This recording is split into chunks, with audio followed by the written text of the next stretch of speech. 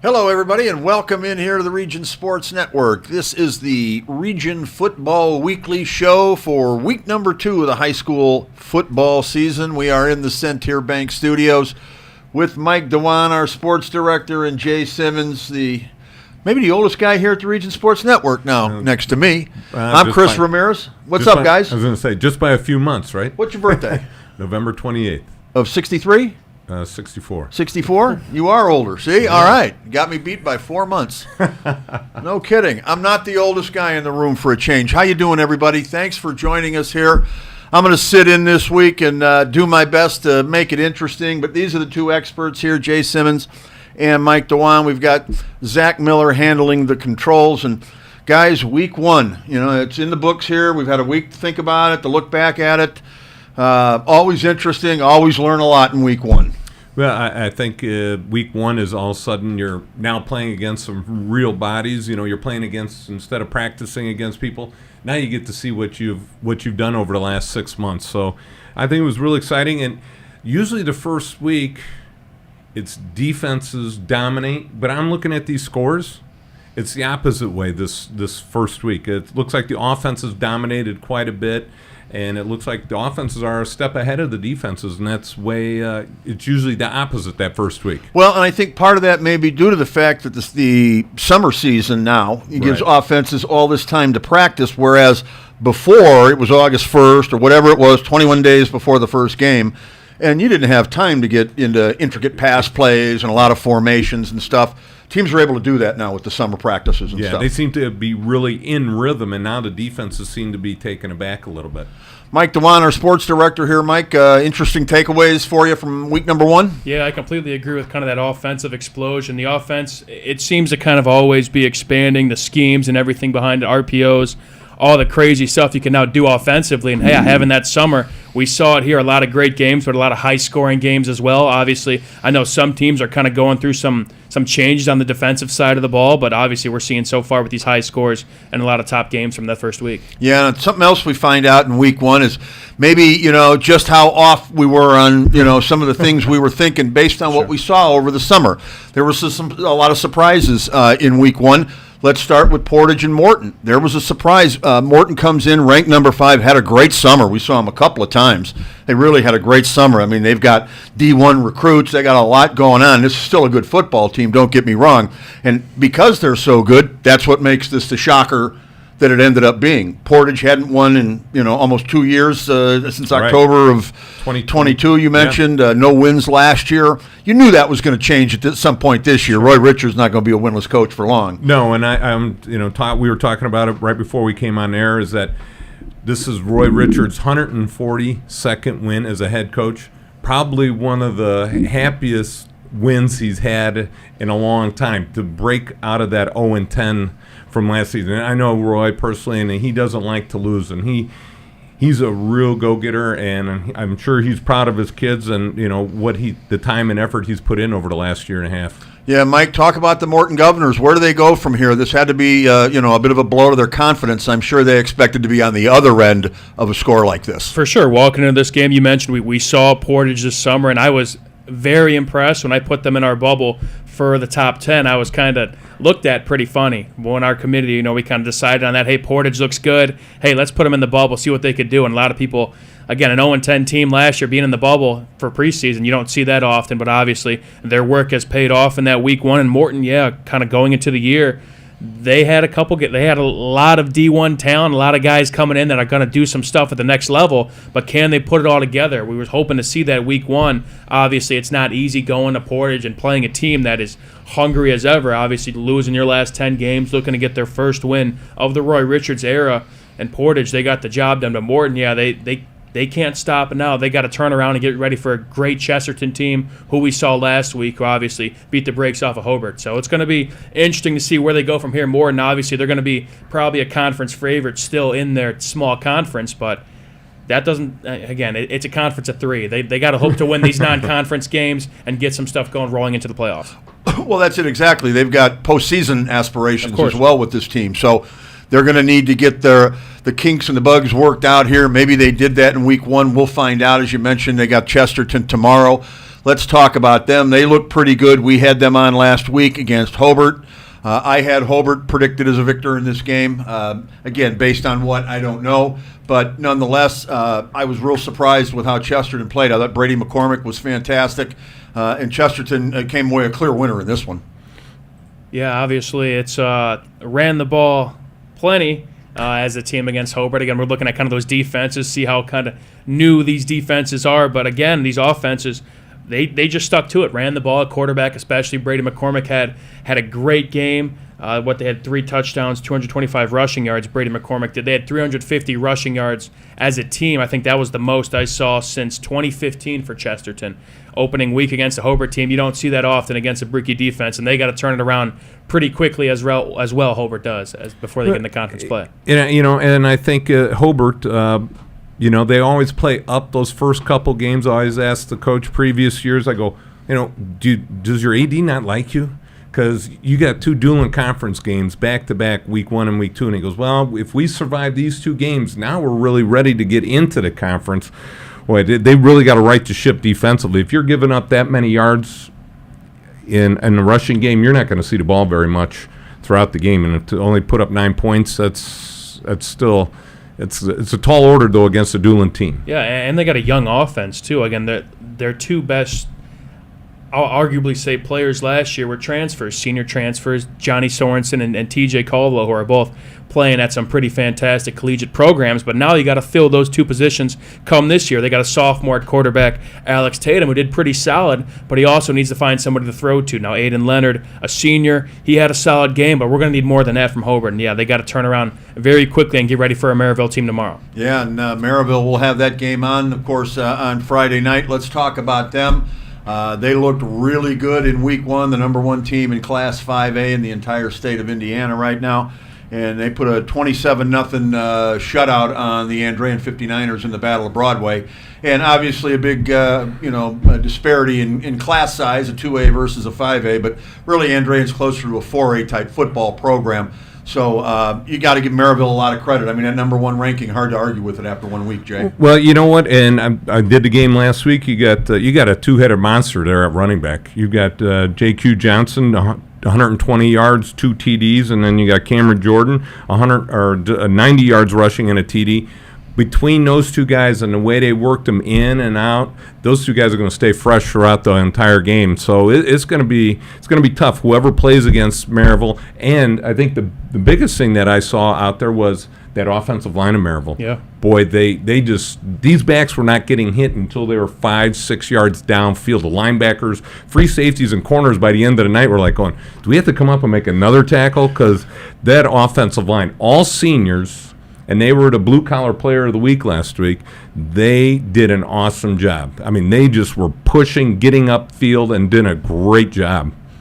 It's Maryville's MO, running the ball and playing good defense. Obviously, they still pitched a shutout, too. And Drain, a little bit more experienced offense. They had a quarterback in their first start as well as a freshman wide receiver who we'll probably talk about a little bit later on our stat leaderboards or whatever once those come out later tonight. But and Drain, they have some older pieces hoping to kind of get that offense going. But Maryville, again, another fantastic showing in the Battle of Broadway. Now their 7th straight win in the rivalry, and yeah, they show they could run the ball as well as play defense like they seem to do year in, year out. And the one takeaway I say negative for Maryville is 2 times Andrain was able to stop them inside the 5-yard line on 4th and 1. They had the ball like maybe on the 5 or 6 yard line, first down and goal, and Andrain was able to stop them.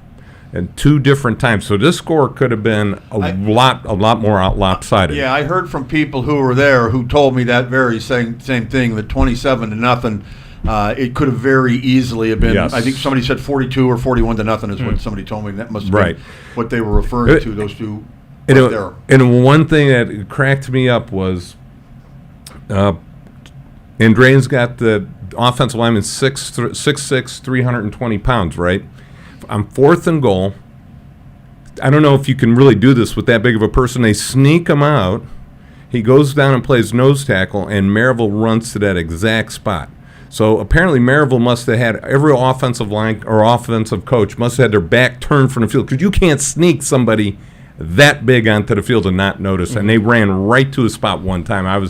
Is that a play the quarterback has some leeway on? I think those plays on the goal line, it happened so fast that they predetermine who's going to get the ball. But it was just interesting to see that he came out and they ran right at him. I don't know if they did it on purpose or what, but it just, you don't sneak that guy out onto the field. So Andre must have saw that play coming then.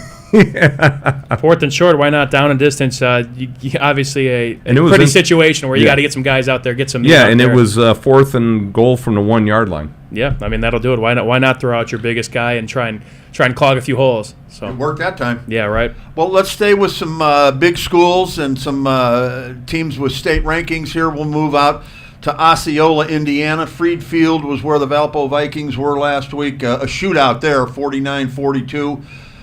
Penn gets the victory in this one. I'm not sure what they're ranked. I saw they were top 10 in Class 6A. And Valpo, I believe the poll I saw, they were Class 5A number 3. So a real battle out there to me. I almost look at that as an even swap if you're Valpo. It's not really a loss.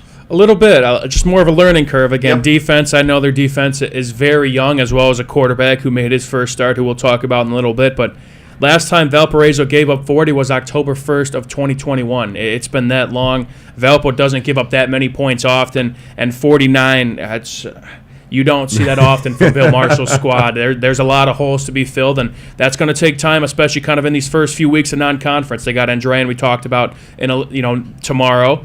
But they're going to have to try and find those guys to make some tackles, make some plays, and not give up 49 points for the second straight week in a row. On the flip side, however, when was the last time Penn had somebody put up 42 points on them? So that's a good point. There's a good sign for the Valpo offense. So they will, I'm sure, at some point, Jay, get their defensive side of the ball together. Bill Marshall always does. That offense, 42 points on the road like that's an impressive performance. It's a good start. Yeah, like I said, the 42 points, that means the offense is clicking. They just got to right the ship defensively. I mean, and when you go from week 1 to week 2 in football, and at whatever level it is, it seems like that is the biggest week of improvement from any other week throughout the season, because now all of a sudden you played on Friday nights. You could do all those camps during the summer, all the stuff, scrimmages and everything, but it's not the Friday night lights. It's not going full speed. It's not going 100%, but all of a sudden from week 1 to week 2, now you see, okay, well, in Valpo, hey, let's leave the offense ready, right where it's at. Let's work on the defense, and let's focus on some things that we might need to do technique-wise or strategy-wise defensively. But it seems like always from week 1 to week 2, every team makes that biggest leap, especially if you came out a little flat like they did defensively. Mike, one of the things in this game here, the scores kept coming in, one after another. The score was changing. And, typically in a team with a running offense, or two teams with a running offense, you're not seeing a shootout to this degree. Right. Well, what I found out later was that Valpo's got a quarterback who can apparently wing the ball over 300 yards passing for Kellen Hosick and 4 touchdowns. Not a bad performance for a kid in his first start. And again, Valpo, typically known with Bill Marshall, and really even going back longer than that, all the way to Coach Hoffey, they run the ball at Valpo. Right, Where'd this come from? Yeah, it's not a bad first start there. Junior quarterback as well, again, throwing for 300 yards. I want to say he was top of our statistical leaderboards. One of the big losses, along with Travis Davis from Valparaiso last year, was their receiver, Scotty Bradney. So who's going to be the catch passes from this question mark of a quarterback? And that's going to be Julian Stokes, who also had 6 catches for 150-plus yards. He had 4 total TDs as well. Yeah, a team that obviously, they typically run the ball, and they did just that still. Thomas Berta had, I think, 160-plus yards, a solid running back for Valpo coming back this year. But, yeah, they open up the passing game a little bit, and that's going to be big for them as this year kind of winds down. Yeah, we just got to still kind of find out that defense, though. Got to make some plays. I just wanted to say one thing real quick is over 1,000 yards in one game in high school football. You don't see that very often. Yeah, no. That's a lot of yardage, and I see that here on the note sheet. I didn't realize that until I looked at that. That is, crazy. Yeah, I mean, how often does that happen? Probably not very often. No. But, yeah, I mean, with Valpo here, guys, and then we'll move on to the next game. I mean, if they do get this defense, corrected, and I believe they will at some point, they're not going to give up 49 points every week, and they're not going to play Penn every week on the road either. So, excuse me. But if this offense, if this passing side of the offense is something that's for real, and it appears to be. If they can do it against Penn, they can probably do it against other teams. Right. Sure. Add that to their running game, they correct their defensive issues. Could this be another Valpo squad that makes a run at it all the way? Could they be that good? I mean, with Bill Marshall at the helm, he seems to always have his guys in the mix come November. I think they'll be okay. Yeah, this is a road bump in the road. We've seen what they did in previous seasons. Penn week 1 is not easy, and they've gone seasons. They've gone deep in November, losing to Penn week 1. We saw even last year, again, a lot of aspirations, that team coming back from that state championship team. They opened up against Penn at home. Of course, they end up losing. Again, a great Penn team. Now, Valpo maybe not did the same damage they did in 2022 going all the way to Lucas Oil, but they still played for a regional championship. They're still going to be solid come playoff time, and I bet Bill Marshall will get his guys right when time comes. Yeah, I'm in agreement with you there. Another school that has aspirations, a program that thinks they're building towards a state title or a state championship run, are the Hanover Central Wildcats. They've had a really good run last year, first year in the conference, and kind of rolled everybody in the NCC. This year they start off the season with one of their former GSSC opponents, the Wheeler Bearcats, down in Cedar Lake. And Wheeler, a real strong program. We all believe what Nick Test is doing over there is building something really solid. Wheeler even had the lead in this ball game, I think a couple of times, maybe even up to the first half, I don't quite recall, before Hanover finally came back and got the 41-21 victory. But let's get your thoughts, Jay. I'll start with you on this one. Well, just briefly texting back and forth with Coach Testa. He said, hey, we did a lot of really good things. But in the same sentence, he goes, wow, Hanover is a really good team. And you can't make one mistake and all of a sudden it blew up on them. And he said, we played well, and we got a lot of things to build on for next week. It's just Hanover's just that good. And he gave kudos to the coach at Hanover and just said, you know what, they're really a good team. Yeah, it's kind of what you said about Valparaiso. It's kind of a scratch this kind of week. It's you play a solid Hanover Central team who's been fantastic over these past, half decade, I'd say, maybe even longer than that. And Wheeler, yes, they were in this game at one point, but it kind of comes to a battle of, okay, what school is bigger, what school has that depth, and Hanover Central now a 4A school, Wheeler only a 2A school. You could only withstand it for so long, but Wheeler, they showed us a lot in that first week in Hanover. They just keep doing what they're doing. Yeah, they got the quarterback. Brian Parker told me when I ran into him over the summer that he'd only lost one player to the schools in Illinois, and he was proud to say he got him back, and that's his quarterback, Tommy Bonner. And Tommy had pretty good ball game for him, got a lot done on the ground and through the air. Jay, what are your thoughts on what a kid like this can do for a program coming in his senior year? Well, you know what? He can open it up and make the offense diversified. I mean, you don't want a quarterback, all right, or you'd like to have a quarterback that can run and pass at any given time, and especially if you're rolling out or if you're running some set plays where he's going to do the draws, that's going to have an effect on the linebackers. And if you can do it early enough, get those linebackers stepping up, you can really then throw over the top of those guys and get the ball down the field. And I think that's what Hanover is going to do. They're going to be multi-dimensional, unpredictable on offense, and that's really going to put defenses on their heels, like they did last year in conference last year. Yeah, they did. They steamrolled. No doubt about it. Having Tommy Bonner back, transferred back home from St. Rita. He was a Hanover kid growing up, went to St. Rita for a few years, and now comes back. And, yeah, I know he could do a lot in the pocket, but he's also he likes to run the ball. He likes to dip his shoulder down and try and pick up some tough yards, and we saw that here with 77 rushing yards. That's a nice piece to have in the backfield along with Caden Verrett, who's arguably, I think, the area's top running back around here, 194 rushing yards. I think he had 4 total touchdowns, 3 on the ground, as well as a big kickoff return. That was one of our electrifying plays of the week. But they're loaded. They're going to be tough. Again, the offense, it's good to have a quarterback come home, but they're solid all throughout, and we saw it this week. All right, well, that's a wrap for segment number 1, guys. Well done. You guys know your stuff. You made my job real easy here today. I appreciate that. We try. But we're not going anywhere. We got plenty more to talk about, including the Enigenberg Home Improvement Top 10, which we'll get to. And we're going to look at some games for this week as well. We also want to tell you about a new series of articles, written articles, that we're coming out with. Right now, Mike DeWan and I, along with Brian Waddle, are writing the stories. Going to be a total of 8 or 9 of them. It's called Beating the Brickies. Mike, let's introduce this to the audience. Yeah, let's do it. So this is part paying homage to, of course, the the dominance that Hobart football had kind of in the 80s and the 90s, even the early parts of the 70s, or the later parts of the 70s, I should say. But we are highlighting some of the region teams that were fortunate enough to walk away from a Friday night game back in those days and be victorious against the Hobart Brickies. So some of those teams are kind of talking about, we'll kind of probably won't drop that just yet, but there's a few teams that we've fortunate enough to kind of connect with from the 80s, 90s, and those late parts of the 70s, and kind of revisiting, going back into history, and kind of seeing what it was like the week of, because playing the Hobart Brickies back in those days, it was basically your Super Bowl. Yeah, pretty much. I mean, it's really cool getting to go back and interview the guys that are now, grown up. They're adults. A lot of them in their 50s. Sure. Looking back on it, their memories of it. You talk about their high school careers with them. That's the thing that jumps to mind first and foremost for most of these guys is the night they beat the Brickies.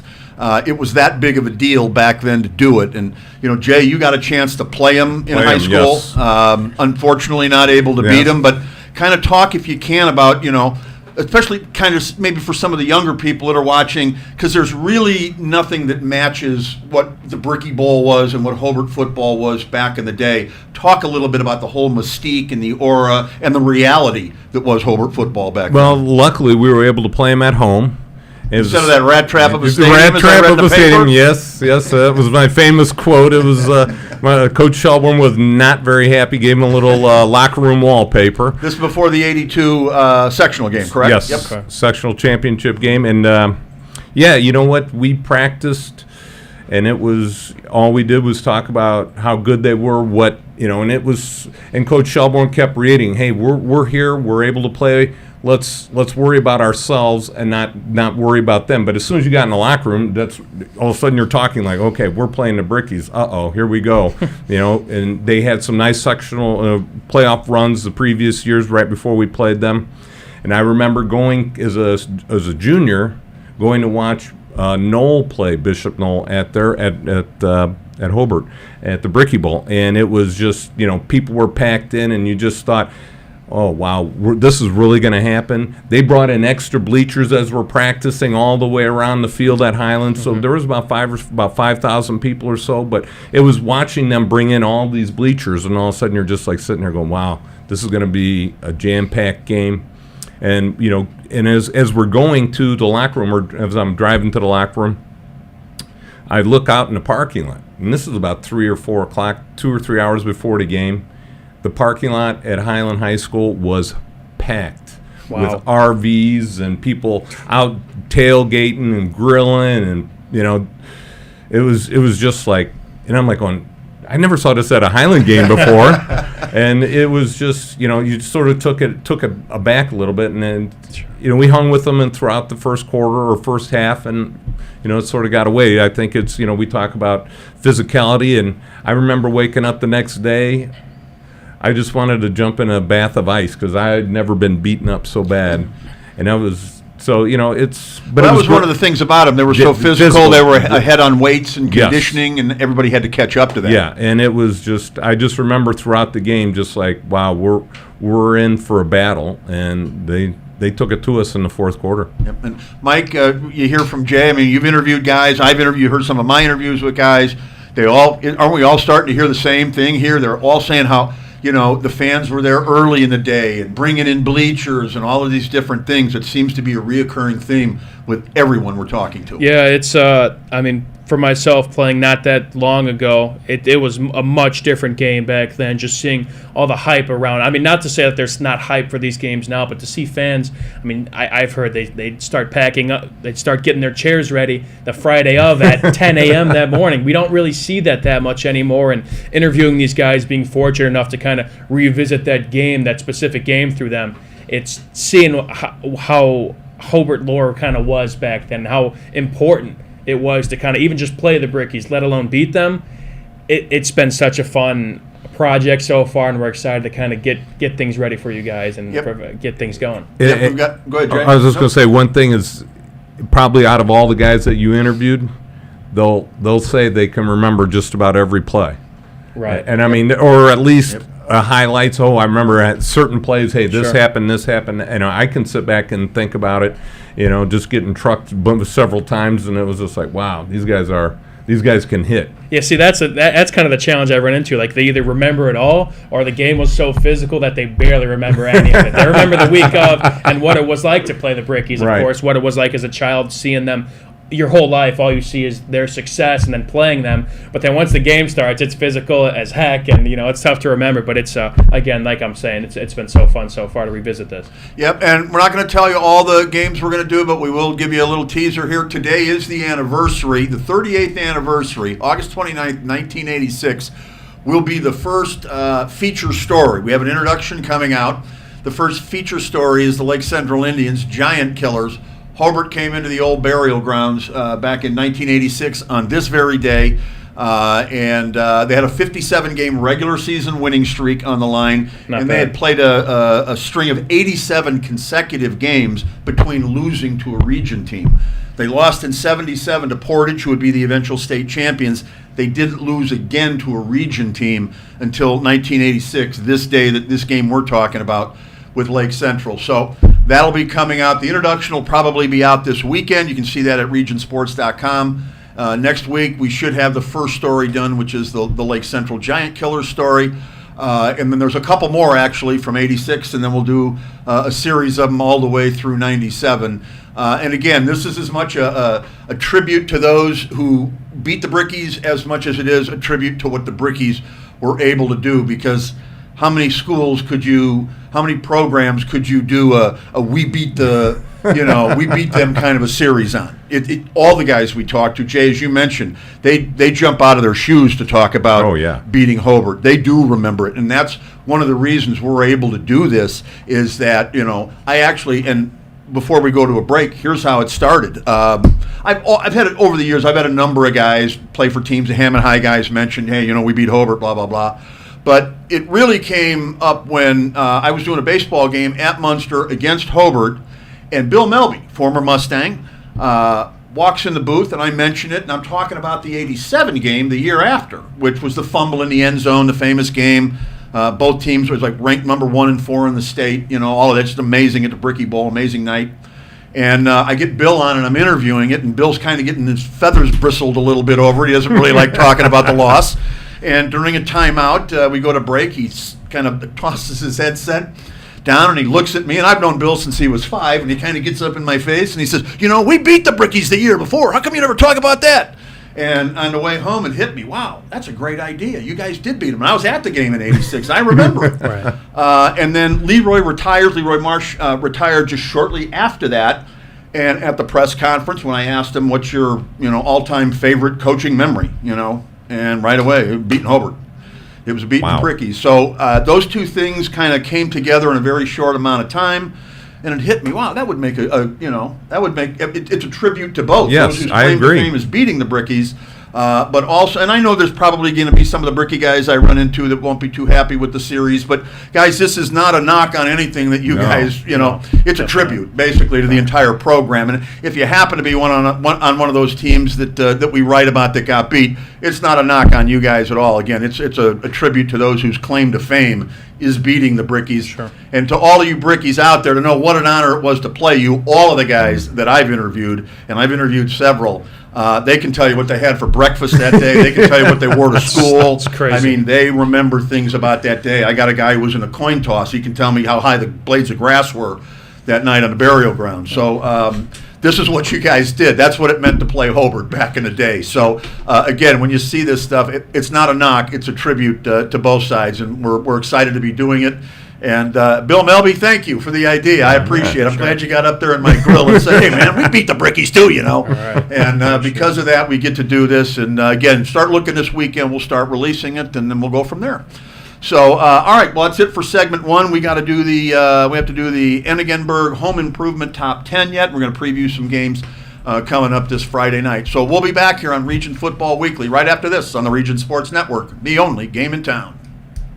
When life takes you places and you can't get to the store, shop online with Strack and Van Til To Go.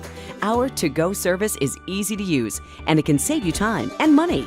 Once your order is in, our own Strack and Van Til team preps your order with care. For delivery or pickup, enjoy the convenience of letting our to-go team shop for you. Enjoy your special moments. Sign up online today at shop.strackandvantil.com.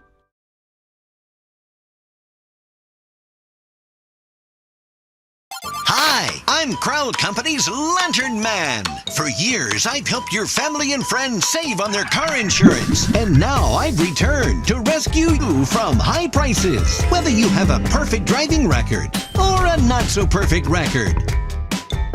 Follow me to the Crowd Agency for immediate and affordable coverage. I'm your insurance superhero. Crowd Companies, insurance professionals. Highland, Merrillville, and Michigan City. Thinking about what to do after high school? Consider a career with Boilermakers Local 374.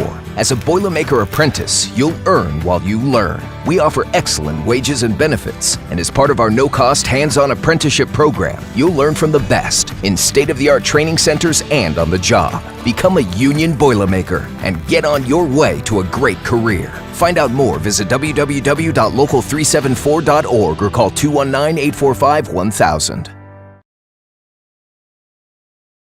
Can't wait for summer, but dreading the heat because your old AC let you down? Don't sweat it out this summer. Call Economy Electric Heating and Cooling. The professionals there can fix you up. Install a central air unit that'll last for years. Your family deserves to stay comfortable.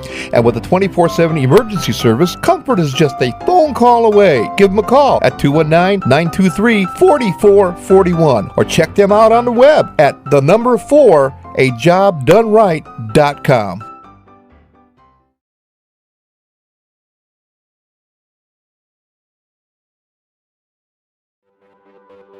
Save for a healthy tomorrow with an HSA checking account from Tech Credit Union. It's a tax-advantaged way to save and pay for healthcare expenses. You'll enjoy no setup fee, no annual fee, and easy access to funds. Plus, you'll earn a better-than-competitive dividend rate, currently at 2.27% APY. Visit techcu.org, contact any branch, or call 800-276-8324 to learn more. Tech Credit Union is federally insured by the NCUA. Rates may change without notice.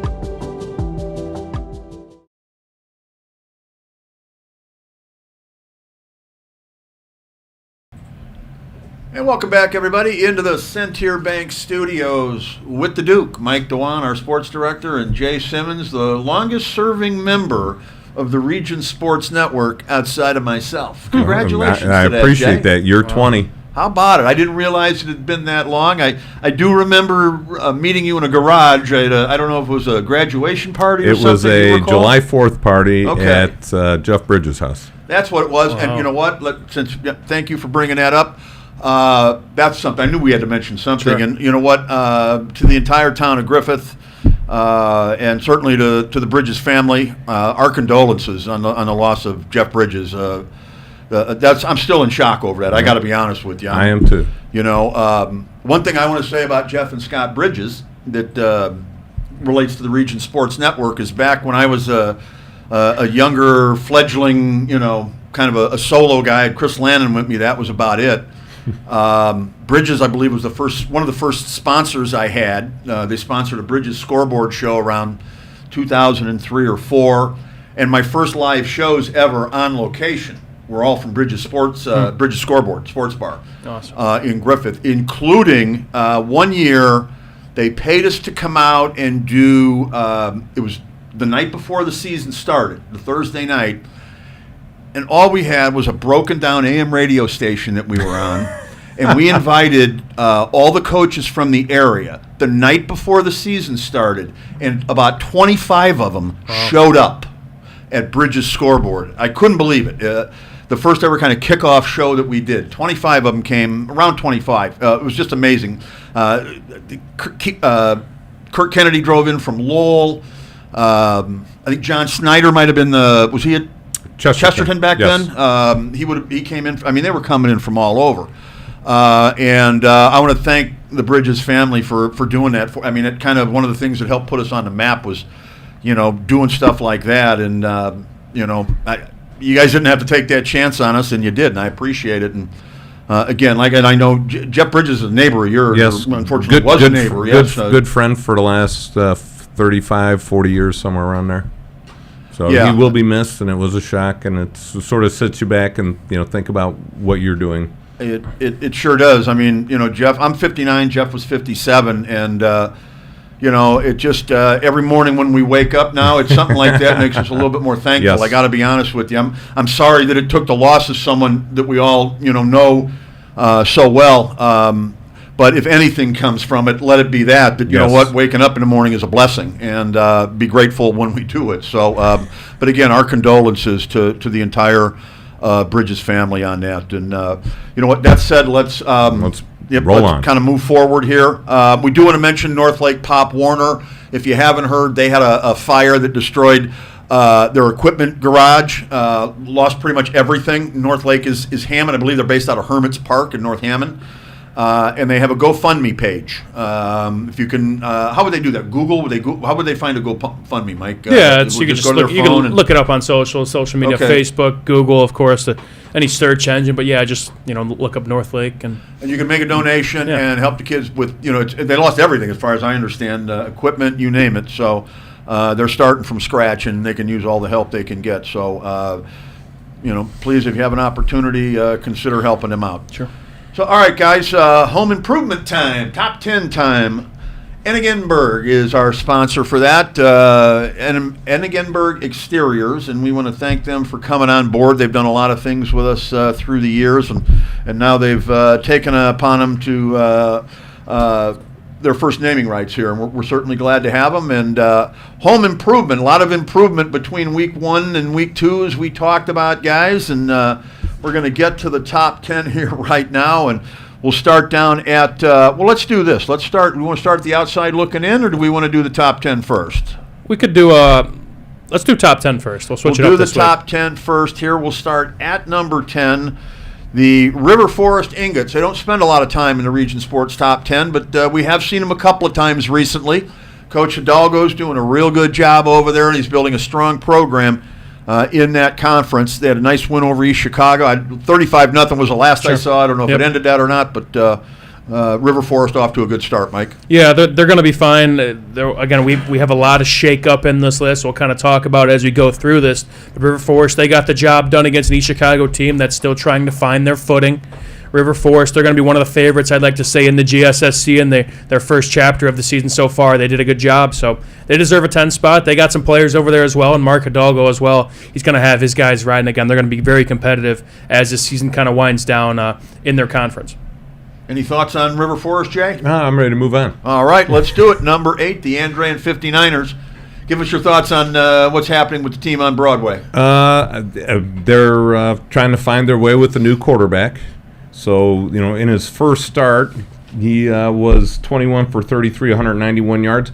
He had moments of greatness and then moments of, wow, I'm playing against the Maryville defense and this rush is coming really fast at me. So if he can put all those good things together, I think he's going to have a pretty good season. And again, Andrean, another football coach that hates their AD because you play Maryville and Valpo week 1 and week 2. Why? But if you we can all answer that. Andrean is preparing themselves, I think, for Yes. postseason. They got Chittard too later in Yep. there, so they Yep. really Yes. they really They- must not like each other. So, it's just one of those things. All right, can we get through week 1 and 2, get to conference, and be healthy? So that's, I think, but for them to play as well as they did, and especially we talked about it in the goal line situations, they did a great job. I think they're okay. Just get this quarterback through the first 2 weeks, let him have some confidence, and then try and work on a rushing game because I think in that game they had a total of 8 yards rushing. So they're going to have to figure something out right there. And defensively, they played good, but when you have a senior offensive line that was pushing on them like they did, it's just going to wear on you. And they played well in the first half, and then you can tell just the physicality of Maryville. pushing on them and leaning on them, and it just got a little bit worse in the second half. So I think they're okay. I think they're right where they should be.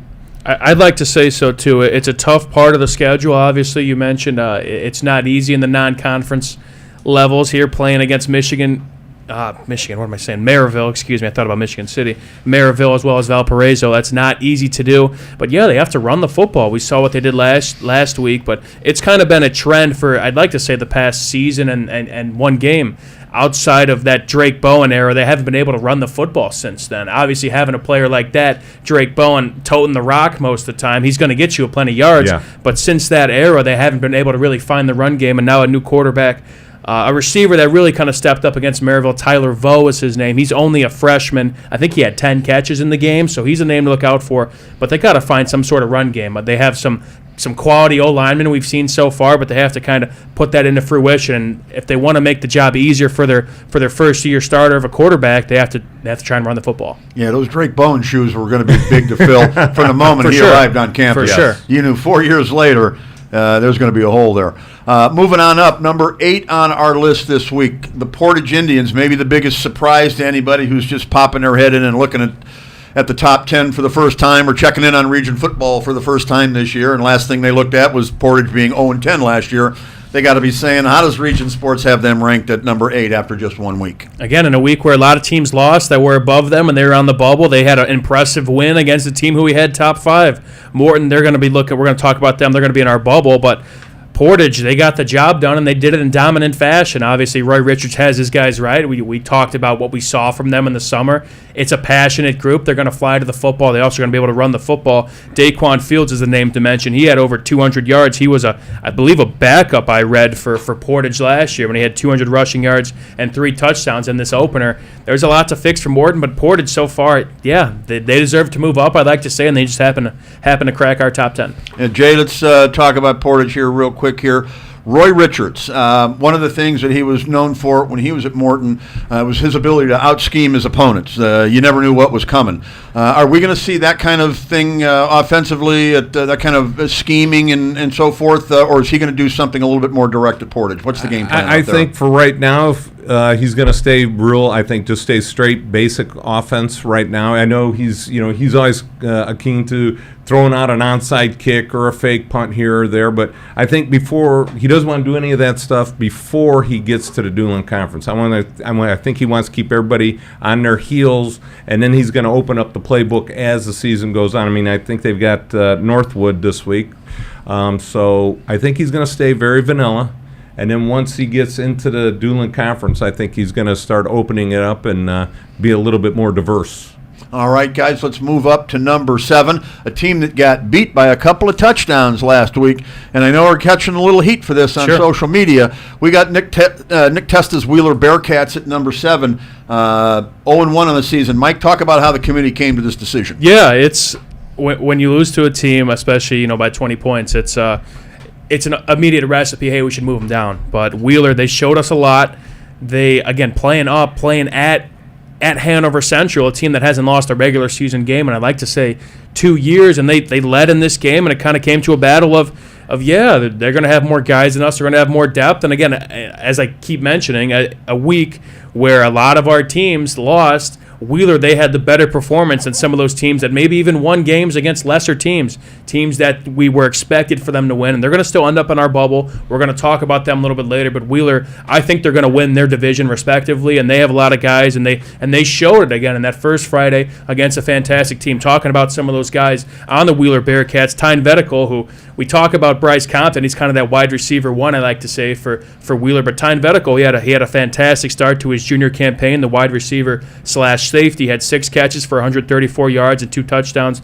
Jaden Ortiz, who also kind of plays both ways for the Bearcats, but predominantly as their running back, he had 91 yards on 20 carries. And like Jay was kind of mentioning earlier with that game, it was a few plays away, and Hanover, again, a lot of credit goes to them, but Wheeler, they're going to be competitive, and I think we're going to give them a nice second chance against our 6th-ranked team, who's right above them. Yep. Number 6, Jay, rather. The KV Cougars, the Kankakee Valley Cougars with a K, and not a team that spends a lot of time in our top 10, certainly not in our top 6, but they're there right now. Tell us why. And I think one of the reasons why is the head coach, Coach Kennedy, right? He's got them moving. wherever he goes, he seems to motivate and get. It takes a while to get his system going, but I think Coach Kennedy is building the ship just right and getting the town to back him, getting the kids to fall in line with what he wants as a program. And hey, it's time for them to make some noise in the conference. I feel like they're going to have a really good season. It's an open conference as always. Of course, Hanover's might be the team to beat now, that new kid on the block in the NCC. But KV, they beat Rensselaer Central 23-0. And I like to say that was their first win against Rensselaer, and I think since 2020. And one thing we know about kind of Kirk Kennedy and what he kind of has done in his career, they find ways to kind of run the football and play smash mouth football. And Kankakee Valley, they got a dude in their backfield, Marco Castro. Remember the name. He had the best rushing performance from week 1. He had 336 rushing yards and 3 touchdowns. So that's not a bad guy to have in your backfield, especially in that offense. And KV, again, they beat a pretty solid team where they struggled within the pass. And again, kind of with Wheeler and KV, this game coming up against them, this game tomorrow, it's kind of to see a prove-it game for both teams. We got Wheeler up here as well. KV, can they, follow suit? A big win last week. Wheeler, a solid team, going to their place. That's going to be a fun one. Yep. And speaking of Kirk Kennedy, as we just have, we'll tie that into our Beating the Brickies. Any of you low Red Devils out there from back in the 90s, we got that one we're going to feature coming up. Spoilers. As well. One of the many, not that many actually, one of the few stories that we will have. What did I say? There's 7 stories or 8 stories total, something like that? It's not many. There's not a lot of teams to live to tell the story. Right, but we did talk to Kirk Kennedy, and that will be one. And that's kind of that's the one that started really the whole Lowell run as we know it. Sure. I think you beat Hobart in the regional like they did. The rest of the town says, okay, what do you need from here, Coach? Right. And they bought in after that, and it was a nice run for them. Let's move now to the Ennigenberg Exteriors Home Improvement Top 5 going into Week 2. We'll start with City. That would be Michigan City, the Wolves. And, Mike, this is what we think is a pretty good team. They did lose last week. Sure. To a good Warsaw team, but tell us why they're sitting at number 5. Yeah, they move up again, kind of one of those teams that suffered a loss, but they find a way to move up. Again, a lot of teams in front of them. It was just kind of tough to find who could kind of be in this spot. And we think City, they're going to be fine once conference play starts. They had a quarterback making his first start, Triniston Hart, who had a pretty solid day, 260-plus yards passing. But I think the big thing with City of why they lost that game was just missed chances. They were in the red zone 3 times from what I read, and they couldn't capitalize on any of them. And it was a 20-7 game. But Warsaw, they're a fantastic program. I think they've won 8 games every year for, I want to say, at least 5 years. That's a tough opener, especially going there. City, even though that was a team they beat last year, I think they'll be okay. And again, another prove-it week for them. See how they do this week against Lafayette, Jeff. Well, and that's from the fire to the frying pan right there, going from week 1 to week 2. And then after that, you start in the Duneland Conference. Boy, that's a tough 1-2 punch right there for Michigan City. No kidding. Yeah, it does, because once you get into the Duneland, there are no weeks off, no matter what a team's record is. And as we talk more about the Duneland here, we'll move to number 4, the Valparaiso Vikings. Down a slot from number 3 after their 7-point road loss. And I've already heard from a couple of people on this, so the committee can explain to everybody how the decision came to move Valpo down, who loses by a touchdown to the bigger school Penn on the road. And Hanover, as you will find out, gets moved up to number 3 after beating a smaller school at home. So, Mike, speak on behalf of the committee here and kind of explain the movement there. Yeah. See, now we look at Penn, and yes, a lot kind of runs through Penn from what we saw just in history. Again, Penn is always that powerhouse come November, but hey, their head coach retired, I should say, who's been there for a while. There's a lot of new movement kind of over there at Penn, and I know they lost a lot of starters on their defensive side as well. Now, they have a great offense, as we saw against Valparaiso, but Penn, they're kind of going through an era, kind of a rebuilding era, too. They're looking to kind of find their identity, again, with a new head coach and a lot of new guys on that defensive side. I think Hanover, again, they show that they could battle back. Yes, it's a smaller school, but we obviously think very highly of Wheeler from moving them up and playing a solid Hanover team. But Hanover, they find ways to win games, whether that's close. Obviously, it's not easy to trail to any team, whether that's Wheeler or a bigger school, but I think it's a warranted move. I think Hanover, they're going to be competitive. Both teams will be competitive, and Valpo, again, another chance to really kind of bounce back this week. Another top 10 matchup we're going to see with them, but I think Hanover doing what they did, come back. Valpo in a game against Penn, who's going through some rebuilding and still can really get the job done. We'll dock them down a slot, but again, it's still a long season, I'd say. All right, so that covers teams 4 and 3. Valpo at 4, Hanover at 3, and that brings us up to the top 2. Jay, Maryville, ranked number 2 locally, ranked number 1 in the state. Tell us about the Bucks. Boy, they are for real. They can run the ball. They're not passing a whole lot because they really didn't have to against Andrean, but they can throw the ball down the field just as well as anybody in the area. So offensively, when you got 5 seniors on that offensive line, you can pretty much dictate to the defense what you're going to run. And especially if you keep the defense on their heels, you don't know whether they're going to run or pass. Mm-hmm. And if you're getting 5-6 yards on first down, then that really puts the defense on their heels. And just their overall pursuit defensively, only giving up 8 yards rushing. I don't care who you're playing. Sure. To give up only 8 yards rushing, that means your defense is playing in the backfield. So I think that comes up in a couple weeks. I wrote it down. First week of the Doolin Conference. That's next week. Yeah, next week, Crown Point and Maryville. Yep. So that's going to be an exciting game. Number 1 6A or number 2 6A versus number 1 5A. Rival conference schools in neighboring communities. That's really going to be something. That's going to be a fun one. Yeah, absolutely, it will be. And we'll talk about Maryville or Crown Point coming up next. Obviously, we haven't mentioned them yet, so no secret who number 1 is. Yeah. But before we do that, Mike, the Maryville Pirates here. I recently counted up online 8 Final Fours, 8 semi-states in the last 18, 19 years, whatever it is. Sure. That tells you what a great, consistent, strong program they have. The $1 million hurdle, though, is getting past the Final Four and getting to the Final 2.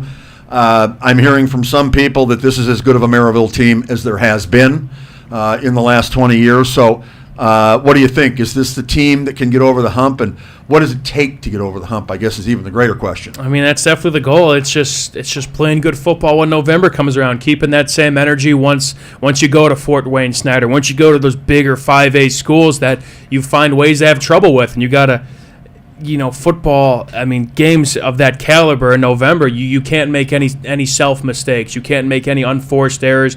You got to limit any penalties. Everything has to be just about perfect for the Maryville Pirates. And it's one game. It's not a series. You got to play a perfect brand of football when that day comes. So on paper, are they a team that could go to Lucas Oil? Definitely. I think we've said that plenty of times with Maryville. It's just when the day comes, can they put it all together? That's the goal. And hoping, again, this team, this could be the team. I know they got a new quarterback. I think he's a junior. His first start last week. Again, I read he kind of got over the nerves. He had a touchdown pass, but they're hoping to kind of evolve him when the time comes. But again, in 5A, they win a sectional championship just about every year, it seems like, and kind of the collision course is seeing Valparaiso in that regional championship. But again, it could be a case of deja vu, but it's just going to be kind of what happens on that game day. Can they put all the pieces together and make things happen and punch their ticket to Lucas Oil? And one thing I just want to mention about the quarterback, he threw a pass, I think we counted it was 60 yards in the air, and the receiver caught the ball on the 5-yard line and got tackled, but that was one of the highest arced balls thrown I have seen in a long time from a high school quarterback. And he's no small guy back there, 6'3", 230. Wow, that's a big boy. He's as big as some of the offense and defensive linemen for Andrean.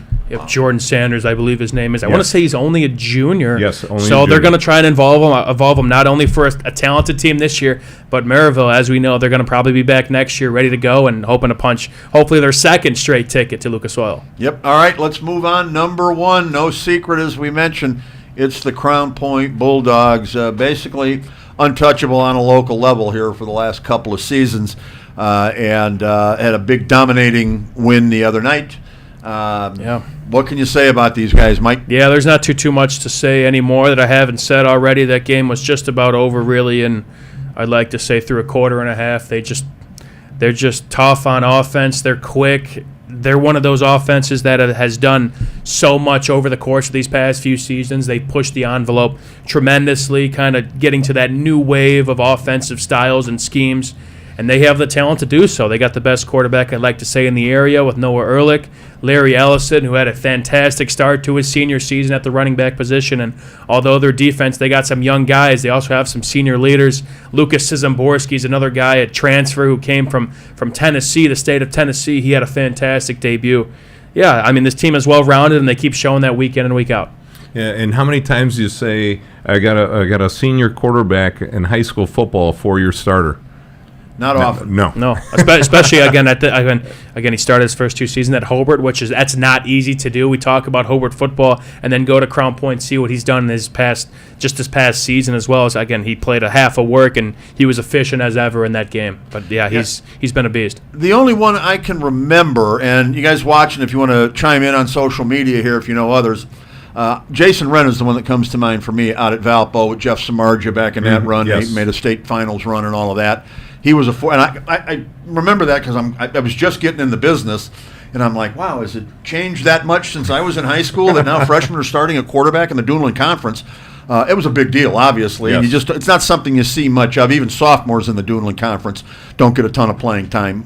So to be able to do it as a freshman, that's what he's done there. And now, like you said, a 4-year.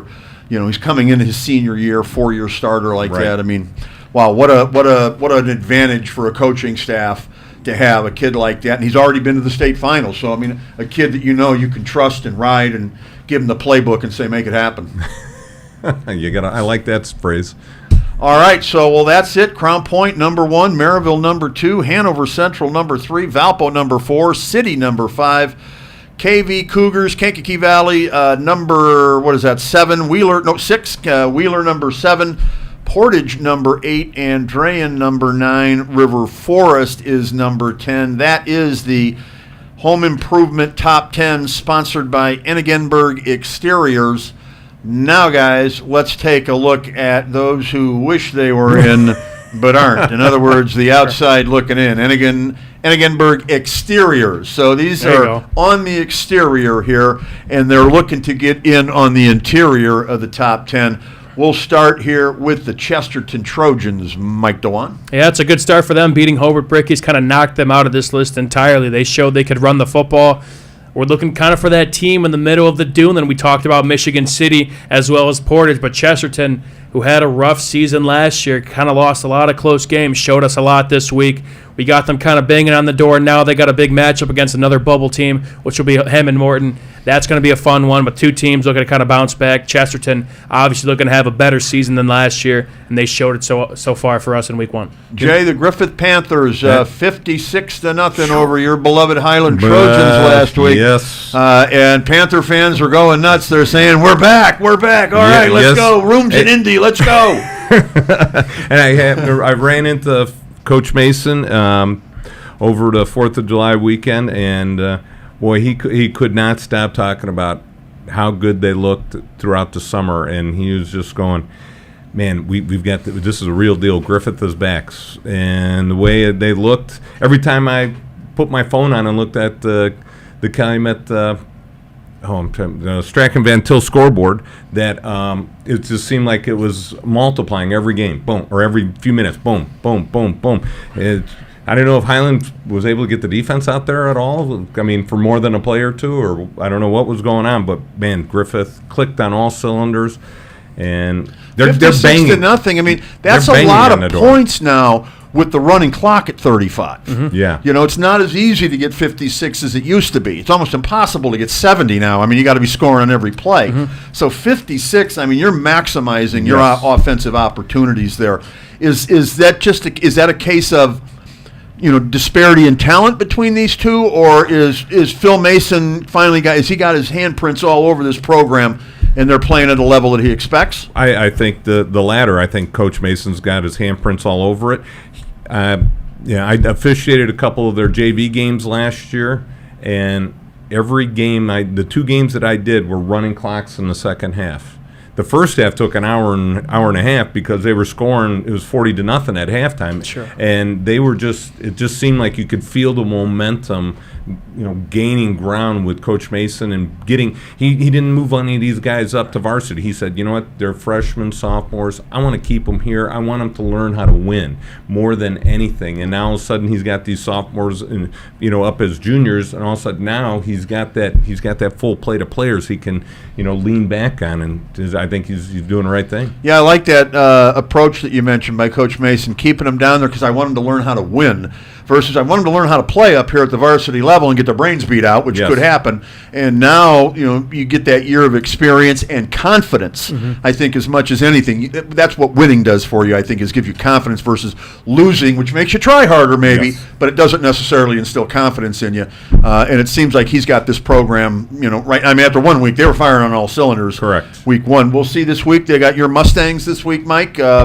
Not a team we're going to talk about because they're not on the outside looking in, but we can talk about the Hammond Central Wolves here. Another team on the outside looking in. Had a nice win last night. I believe they got it late in the ballgame, come from behind, if I remember right. Is that accurate? I believe so, but yeah, I had to put them in here. They're definitely a very talented team, don't get me wrong, but after the first top 10 came out, I got a text on my phone from speaking of Munster, my old head coach, Jason Grunwald, who's now at Hammond Central. And he goes, I saw your top 10. It's missing us. It's missing Hammond Central. And I go, all right, you get your job done next week. I know they're on the road for, I think, the first 4 games. They got a TF South team with that. It's going to be a fun game. But I'm texting him. He goes, yeah, I'll put you guys in if you guys get the job done. I know they're going on the road. Got a big win there. And they showed it so far. They got a great running back over there. And Davian Terry, I believe his name is. Grunwald told me he's the best player you've never heard of. He sent me in just the next text. So he's giving me all this. I got to love Coach Grueny, but yeah, I got to give credit to Adam Hudak and Hammond Central. Again, a team that's looking to really kind of bounce back from last year. A pretty average season, but again, a program still trying to find their footing. A big first win there, and we're looking to see what they do tomorrow. All right, Jay, another team on the outside looking in, and we're a color similar to that shirt you have on there. The Boone Grove Wolves, one of the teams on the outside trying to get in. I think if they can keep putting the pieces together, they'll be able to bounce in. And you know what? It's going to be interesting to see how this Boone and Wheeler and how these matchups go as they get into their conference. It should be interesting to see who bounces who, because you look at Crown Point, Maryville, Valpo. All of a sudden they're going to be playing each other. Or who's going to bounce who out of that top 10. So it should be interesting to see what Boone does. Yep, Mike, talking about the GSSC, it looks like it's shaping into a real good year. Another team on the outside looking in is one of its newest members, West Side. Yeah, it's a very competitive conference. We kind of brought this up at an earlier time, but there's a lot of teams that could be in the mix come October when we're looking for the crown of division or even an outright conference champ. West Side got a big dub in week 1. Again, we're going to see how kind of this conference trickles out as we kind of get to more of these non-conference matchups and eventually conference play, which is just right around the corner. But West Side, another fantastic team in the GSSC. Yeah, they're doing good things over there. A lot of kids turn out for the program. They're getting a lot done. Program on the rise for sure. All right, guys, one more to talk about. Outside looking in, the Morton Governors. Inside last week at number 5, upper echelon.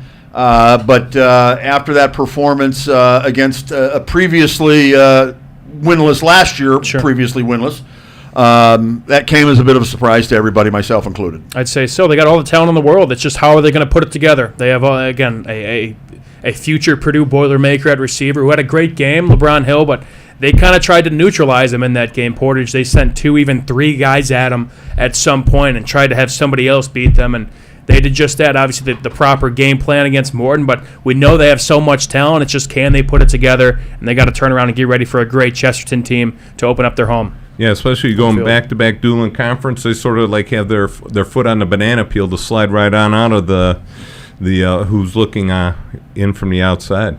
Yeah, but I think, one of the things that I like about the scheduling, dueling conference teams for schools that aren't dueling, to me that kind of sends a message, that you're preparing for something bigger rather than take 2 cupcakes, in week 1. I think the idea behind it is we believe in our program, and we want to schedule tough teams. We talked about that with Andrea and a couple of the other schools we mentioned that, taking on bigger teams, bigger programs. I've always been a big fan of that. You may start off 0-2 because of that before you get into conference play, but if you don't get killed or injured to death in those first couple of weeks, you usually come out of it okay. especially when you go down in enrollment to other schools. Sure. And that's what Morton will be doing. There's nobody bigger than the Duneland schools, and they'll be done with that after this week. So, all right, guys, that's it for the top 10, the Enigenberg Home Improvement top 10. Those in and those on the outside looking to get in. So we've got one more segment. We're going to come back here to the Centier Bank Studios, and we're going to take a look at the top 5 games of this Friday night coming up. We'll do that, and then we'll close things out here on Region Football Weekly on the Region Sports Network, the only game in town. Have you checked out Centier Bank's student checking account? This no-fee checking account is perfect for students and teens ages 14 to 24 and comes with all the features you need to succeed, such as a debit card, digital banking, and automatic deposit. Centier Bank can help you start establishing good spending habits today for your better tomorrow. For more information, visit Centier.com/student-checking or visit your local branch. If you are under the age of 18, your parent or guardian must also sign on the Centier student checking account. At the age of 25, your account will automatically convert to the Centier checking account. You must deposit $25 to open this account. This account is not eligible for overdraft advantage. Member FDIC.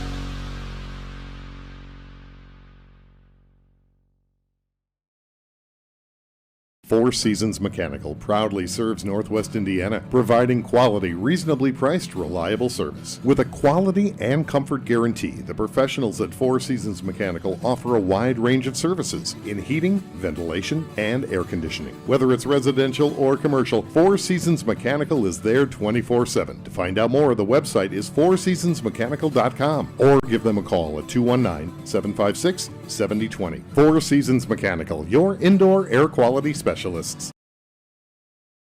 Earn while you learn from the best hands in the business. The Bricklayers Allied Craft Workers for Indiana, Kentucky Apprenticeship. That's right, this is a paid apprenticeship. I'm getting an education while learning a trade and getting paid for it. The thing that surprised me the most about this apprenticeship program is the respect I've received after the proper time and training. Classes start soon, so apply now. There are training centers throughout Indiana and Kentucky. We are the Bricklayers and Allied Craft Workers for Indiana, Kentucky Apprenticeship. The best hands in the business. Flip the switch, a light turns on. Press the button, machines and instruments come to life. Touch the screen, communicate with the world. Simple tasks, guaranteed results, every second of every day. That's the power of power. And that's the power brought to you by the NECA contractors and electrical workers of Local 531. We love home internet from T-Mobile. Oh, now Mesh boosts Wi-Fi all over your home. Take a class in your attic. That dead spot is gone. Stream ballet in your man cave. Learn to paint on your lawn. It's glorious. And now on the road you can take T-Mobile Wi-Fi with you. Hey, stay connected and watch what you'll do. Blythe's Team Sports in Valparaiso is a leader in athletics apparel and equipment sales. With in-house production including screen printing, trophies, embroidery, and more, Blythe's can help you to create the perfect look. For more information, visit them online at teamblythes.com. Blythe's Team Sports in Valparaiso, where the athletes shop. We're back here in the Centier Bank Studios. Zach Miller on the controls, Mike Dewan, Jay Simmons, and yours truly, Chris Ramirez, here with you. This is Region Football Weekly, and we got one more segment to go through here, guys, and that's going to be to preview some of this week's top games. We will start with number 3 in our top 10 poll, the Hanover Central Wildcats. They're taking the long ride down 65 to take on one of the best programs of all time in the state of Indiana, Indianapolis Bishop Chatard. Mike, I'll start with you on this. Yeah, that's quite a non-conference test, and we talked about how great this team has been in the regular season, all the streaks and whatever tied behind it. None of that stuff really matters now. This is a test for this Hanover Central team, and You know, it may be an uphill battle. Now they're classmates both in the 4A level. Both schools have moved up. But Bishop Chatard, the story of Indiana football can't really be told in the high school level without mentioning Bishop Chatard. And it's going to be a tough uphill battle for Hanover Central, but we'll see what they can do. But again, this is a test to get them ready for the NCC and, more importantly, the playoffs. And I would guess, Jay, this is, I could be wrong, I don't know, Hanover people, if you know, go ahead and chime in. The most prestigious program that Hanover Central will have squared off against in their 12-year or whatever it is football history, right? 100%, and especially during the regular season and week 2 and on the road. You got all the ands going in the wrong direction there. But it's going to be a real test for them, and it's going to be an interesting one. I'm sure it's going to be a fun one. Any predictions on this, guys? I don't know. I think it's going to be. All right, let me ask you that. I'm going to cut you off, but rather than a prediction, give me what are the odds of Hanover coming home, taking home a happy bus ride up 65 with the victory in hand? Yeah, is that possible? I think with Brian Parker and his guys, they've proved us wrong just about every single time. Truthfully, coming into the NCC, obviously it's That's not. True. Mike picks against them every week, and he's always wrong. So. Exactly. But they find ways to win games, whether they're playing up or playing down. And Hanover, it's going to be an uphill battle for sure. But I'm not going to say it's not in the cards. A chance of them to go down there and shock Bishop Chatard. Yeah, there's going to be a lot of learning curves, maybe playing a team of this caliber. But it's definitely not impossible for them to go down there and maybe cause some chaos. I think if Hanover can sustain the first quarter, maybe the first half, keep it close, then I think with their firepower offensively, they could possibly pull it out at the end. All right, I like the scheduling of a team like that on an open love it. week. Love it. Again, we talked about that just a few moments back. I mean, when a team does it, Hanover isn't doing this because they had an opening in their schedule and they couldn't find anyone to fill it. They're picking a team like this because that's the kind of competition that they want to be facing later in the year. So I think it's a great move for them, and I hope they do come back up here with the W. Let's move to the campus of Hessville High, Jay. 169th Street and Grand Avenue. The Chesterton Trojans will be bussing in, and Chesterton coming off the win, Morton coming off the loss. How's this one going to go? Well, Morton's definitely going to have to curtail their quarterback, Chesterton. He had, Chesterton had 350 yards rushing. The week before they give up to Portage's running back 200-plus yards, 3 touchdowns. So they've got to do something defensively. I think they're going to have to bring up an extra guy and put him in the box area to try and stop Chesterton from running. When you give up 41 points to Portage and Chesterton, a very good team, scores 27 against Hobart, I think this is going to be a very big uphill battle for Morton. For that high-potent Morton offense, you got to make your possessions count if you want to try and win this game. We mentioned the rushing attack of Chesterton. That means the clock's going to be running a little bit more than a typical pass-heavy offense. Not a lot of incompletions, not a lot of dropbacks probably to begin with for the Chesterton Trojans. They're going to be running the ball, whether that's with their quarterback or their running back or who knows what. But for Morton, you got a lot of stars on that offensive side. You got to tie the pieces together, put the piece of the puzzle together, and try and capitalize. You're going to be at home. You're going to have a lot of momentum trying to get back on track. You just got to make those possessions count because you may only have so many against a rushing team like Chesterton. All right, let's go to our schedule of games tomorrow on the Region Sports Network, along with Reagan's Sports Corner Network, who we're partnering with to help distribute programming. We have the Kankakee Valley Cougars coming up to Union Township, and they will take on Nick Testa and the Wheeler Bearcats. 2 programs that have just shot up really in the past few years. Trajectory-wise, they have grown tremendously. KV, obviously, we mentioned a big win against Rensselaer Central last week. Wheeler looking to kind of bounce back from their pretty stellar performance, at least against that Hanover team. Although they lost by a few touchdowns, they still put up a pretty good fight. And again, a prove-it game for Wheeler, but it's going to be a fun one. Wheeler, a home opener. We're expecting a lot of people there, and again, we're happy that Josh Reagan at Reagan Sports Corner is letting us kind of provide this coverage, and going to be a fun show regardless.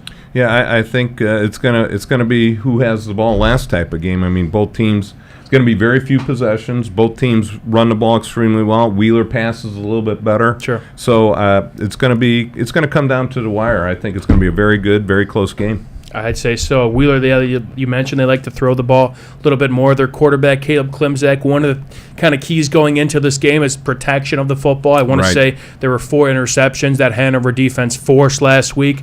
If they could hold on to the ball, because, again, this is going to be another game. KV, they like to run the ball a lot, and there's not going to be that many possessions at your disposal in this game. If you could protect the ball, if you're Wheeler, they could walk away and maybe kind of shock a higher-ranked Kankakee Valley team. But KV, I expect them to kind of keep riding Marco Castro, who had the best rushing performance of Week 1. Yeah, what this reminds me of, the Marco Castro, Kirk Kennedy thing, we talked about 94, okay, where you know where I'm going, don't you, Jay? In 94, Kirk Kennedy and Lowell, was it Jeff Pickett? Is that his first name, Jeff? There's the 2 brothers. This was the second one. I apologize for not remembering your first name, but he was like, that first great Lowell player under the Kirk Kennedy era, and they kind of rode him along with other great players. But he was the centerpiece of that team. Kirk's got a player like that now in Marco Castro that you can hand the ball off to, and if everybody else does their job, you're going to be okay because he's going to get you yards. And the thing is with Kirk Kennedy, they pound it first half, wear you down, and then all of a sudden they come out of the locker room at halftime, put that 7-8 minute drive in the third quarter, just methodically take it down the field and just wear that defensive out. And I'm sure KV, or Wheeler, along with KV, has a lot of guys playing both ways, especially the big guys up front. It's just going to wear them out. All right, guys, let's go. We got a couple more here. Tomorrow on the Region Sports Network, number 2 Maryville goes to the Brickyard.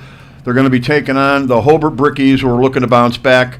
They gave up 300-plus yards to Chesterton in Week 1, so a lot of work to be done this week with Maryville coming in. Jay, we'll start with you. I think Hobart's definitely, just like I talked about, with Morton, they're going to have to bring another guy up to try and stop this running game. You've got that 2-headed monster back there for Maryville. You've got that big offensive line.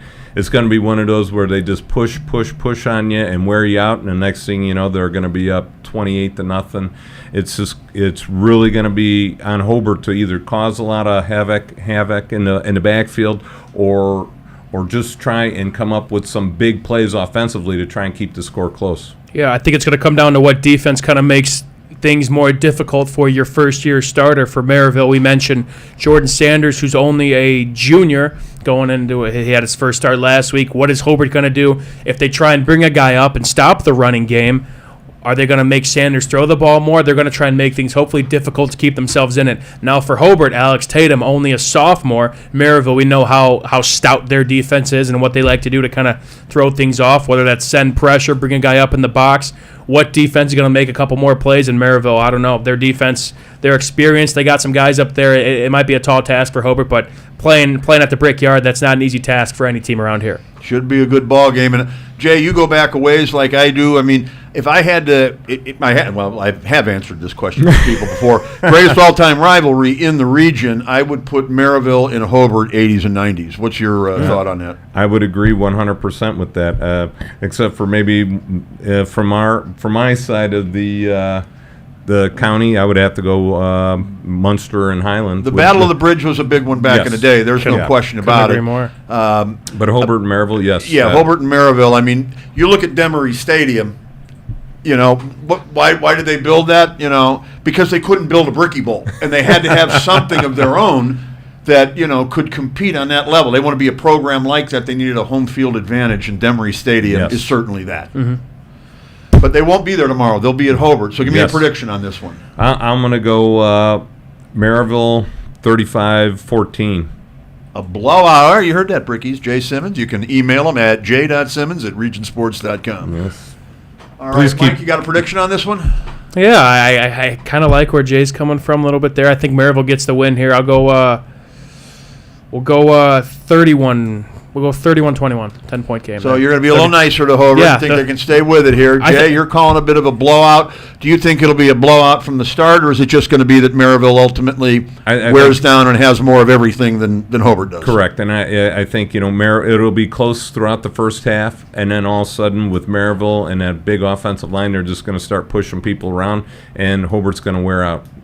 Depending on the weather too, you never know. It's supposed to rain tomorrow, so we'll see what happens. Cooler weather would benefit Hobart, I think. I would guess you don't need as much depth per se. Yes. Yeah, again, as deep as Hobart is, Maryville, they just got more guys over there, a lot of depth, bigger school, program that a lot of kids obviously want to go out and play for, and they got some guys who are second and third stringers that could do just as much damage as maybe those first stringers. So, yeah, we're going to see how that kind of goes, but, yeah, I'm kind of with you on there, where as the game wears on, it kind of benefits Maryville a little bit more. All right, that game will be on the Region Sports Network. We've got live video of that one tomorrow, audio and video. Another game, live audio and video, out at Viking Field. Number 9, Andrean, taking on number 4, Valpo. Both teams looking to get on the winning side of things here, Jay. I think Andrean, it's going to be another one of those games. Can Andrean withstand the power and pressure of Valpo's offense? And if they can hang with them in the first half, it could be a close game in the second half. If Valpo comes out and throws up points like they did in week 1, this could be a blowout. But I'm going to go Valpo 28-10. 28-10 Valpo over Andrean. How about our sports director, Mike DeWan? I was going to say Valpo 28. I'll go Andrean 17. I'll be a little bit nicer again. I'll be a nicer guy here. But yeah, kind of like what you mentioned, it's Valpo that they're going to pound the rock. We've figured out they kind of have a passing game as well. Andrean looking to get their defensive better, but hopefully their offense, the 59ers, if they want to stay in this game, they're going to have to score some points. And Valpo, their defense, a little bit inexperienced, trying to find some guys to be in the right role. And Andrean's going to have to put some points up on the board if they want to stand a chance. Jay, you got a history of coaching, so let me ask you this question. So, Andrean scoreless in week 1 against Maryville. Valpo gives up 49 points against Penn in week 1. Is there anything the Andrean coaches look for on tape or anything? Hey, you know what? They gave up 49 points. There's a way to score on this team, or do they approach it differently? No, I think you hit it on the head. They're gonna look and see what kind of weaknesses they have. They're gonna tailor it to their quarterback, because only in the second start. And he had, like I said, he had flashes of greatness, and then he also had flashes of, I'm scared out here. I'm a little nervous. You could see the angst in a little bit in that first quarter, and all of a sudden he woke up, and in the second quarter he played great. Third quarter he played great, and then all of a sudden the wheels came off in the fourth quarter. So I think they're going to find some weaknesses in the Valpo defense and try and exploit that and tailor fit it to their quarterback and what he can do well. All right, guys, one more game to look at here. We have audio on this one from Crown Point, live audio. It's Arizona College Prep coming in. We believe it's the first team from Arizona to play a team from Indiana in the high school football schedule in history. At least that's what I got from Crown Point this week, and I would assume they know what they're talking about. Sure. So if I'm wrong, anybody, I'm merely repeating what I was told. But Crown Point, what can you say about them? And by the way, Arizona College Prep, if you're wondering how that came about, their coach is Steve Vaught. He's a former Portage Indian who played for Buzz and coached under Buzz at Homewood Flossmoor. He's now the head coach at Arizona College Prep, a school of about 1,800, and flying out. I believe they're in town now. So if you guys are watching, welcome to the Calumet region in Northwest Indiana. Yep. I don't know how much we know about this team, guys. I don't know anything about them other than they're coached by Steve Vaught. So I'll start with you, Mike, because I'm sure you've done your due diligence. Yeah, I'm calling the game tomorrow. I'm also a little bit of producing, so I did a little bit of prep just before this. Yes, you and I were kind of looking at it, and they got some young guys coming back. They were an 8-4 team last year. They're out of Chandler, Arizona. They were 4-1 in their conference. And as we were talking with Coach Buzz, that 100-yard interview that just came out, he said this was a team that lost to the eventual state champions in triple overtime. So this is a team that got a quarterback who's going to be solid. They got some weapons as well on the offensive side of the ball. This is going to be a close game. They just got to get over for Arizona College Prep. You got to get over flying over here to Chicago, whenever that may be, playing on obviously unfamiliar territory. The weather, they should be fine. They've dealt with much worse out there. Well, it's a dry heat out there, though. It could be humid. True. But I don't humidity. know. We hope it's some rain. They've never played in that before. Right. But it's going to be fun. It's the first it's the first game for head coach Steve Vaught, and he's going up against his former head coach. How about that? Your first Coach game, you're Buzz. flying in, what, that 1,500 miles or whatever it Yeah. is. Jay, all right, so Chicago. you played in college, okay. Tell me about the travel. What's that like? Like I said, it's my understanding that they're coming in today, so they won't be flying in and playing in the same day, but what's the, what's that like, the jet lag, whatever else, the travel? Kind of take us through that real quick if you can. I think, it's an hour differential. I think they're mountain time, so it's central, sort of an hour difference. I think you just got to keep on them, keep in a regular schedule, make sure everybody's up for breakfast, make sure everybody's having a lunch, and then once you get through lunch, then all of a sudden you start getting in your game prep, however you would do it at home. You do the same thing on the road, and especially since they're traveling with all their equipment, a lot of times when you travel in high school, you get dressed and you go on a bus and then you're there at the game, right?